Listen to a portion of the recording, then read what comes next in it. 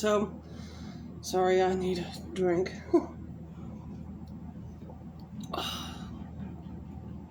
Nothing beats Green Mountain Dark Magic. I'm just telling you right now. Okay, so we're dealing with SA, we're dealing with Munchausen's by proxy, child abuse. If that really isn't your bag, this might not be the video for you. So right away, I learned at a very young age, if I cleaned everything, like meticulously, my grandmother was happy. So I became a neat freak really quickly. So to earn that love and that attention, clean everything and do every bit of yard work ever. Because again, I'm saving them money and I cost so much money. So I'm earning my keep. So it became a real push for me to keep that yard looking nice, to keep the garage, to keep the house.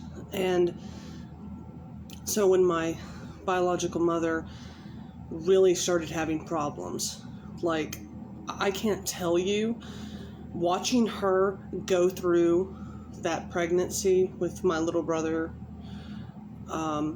that made me want to never have children. Going and seeing her at hospitals in the dead of night because she's in there, she's sore, they've had to give her an epidural, and she's just laying there in the dark. And there are few women in this world who, when they cry, I cry. The first being Elizabeth Taylor. When she cries, oh my God, it's this wail, this primordial wail. With my mother, when she cries, it's this very soft, almost like whimper.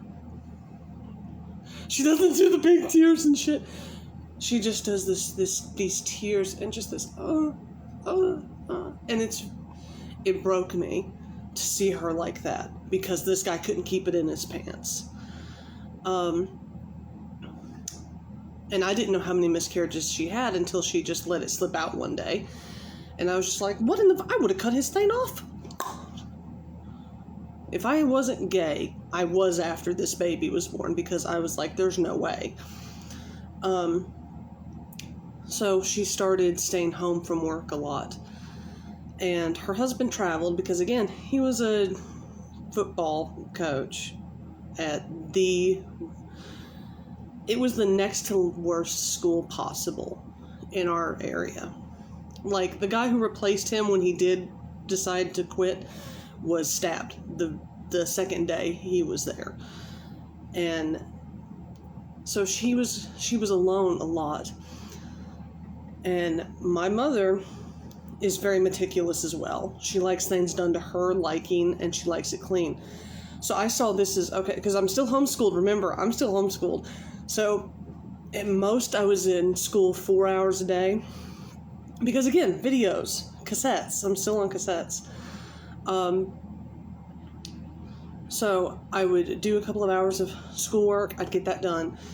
And then it was, hey, because my mother lived 40 minutes away.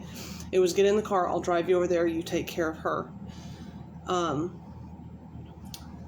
And it was cleaning the windows, and I couldn't do anything right. I couldn't do the laundry right. I couldn't do the dishes. I couldn't put the dishes in the dishwasher right, and I couldn't. But, I mean, I was down on my hands and knees with rags, cleaning the floors. I was cleaning the baseboards. I was doing everything possible. And I really thought that these were going to be bonding moments. And what I didn't realize was she was in so much pain. And I was an intruder in her home. I wasn't her daughter coming to visit. I wasn't her little sister coming to visit. I was a very painful reminder of something horrible. And I will reveal it because it needs to be told, because it never was. And that's a crime.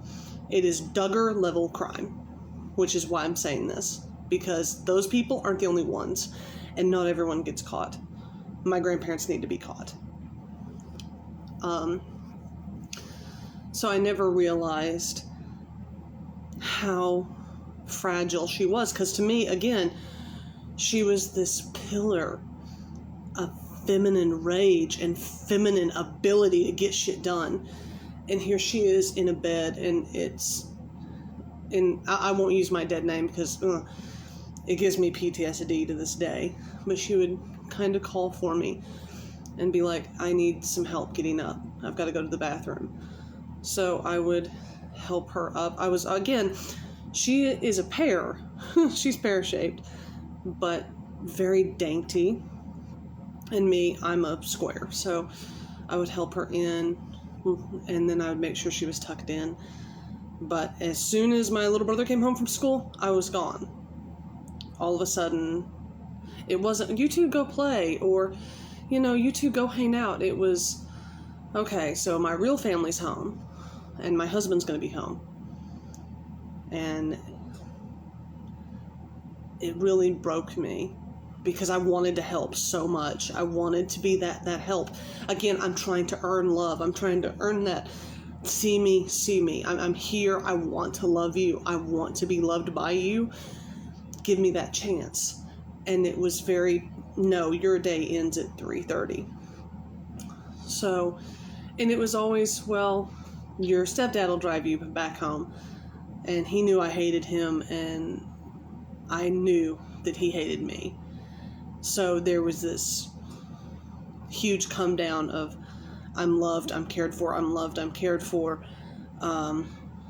This illusion, like I was going to earn my mother's love, and then this huge drop where I'm driving home with this asshole, and I'm going to go home, and I know if I've had any mistakes, like if I swore, my mother swore like a sailor, but if I swore, if like I had watched Family Guy or left something like that on while I was working, that was going to be waiting for me when I got home.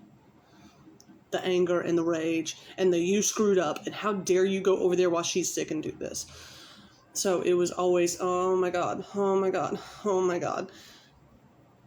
It was a lot. And when she did have Carter, she broke me in a way I can't describe.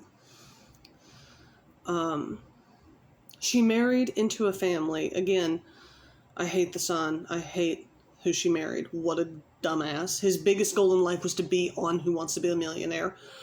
But his parents really treated me like a granddaughter. Really. It was the first time I'd ever had grandchild treatment. I would always be like, why do you treat, like my brother's different, why do you treat this kid different? Well, they're my grandkids. Yeah, but I see you every day. And I couldn't understand that. So, meeting the in-laws, where I was welcomed and loved and encouraged, it broke me because I didn't understand that love. I couldn't take it. I couldn't understand it. So, I did see the in-laws a lot. My grandparents hated them. Because again, they're not perfect, but they're happy, which is something my grandparents never had. So it's, I guess we're going to go see them. How lovely. And it's just, I knew, like, my grandmother could not cook to save her life. Could not cook. And that's fine. Fuck it. That's fine. But my grandfather made her pay for it every day. He belittled her, berated her, destroyed her every day for it.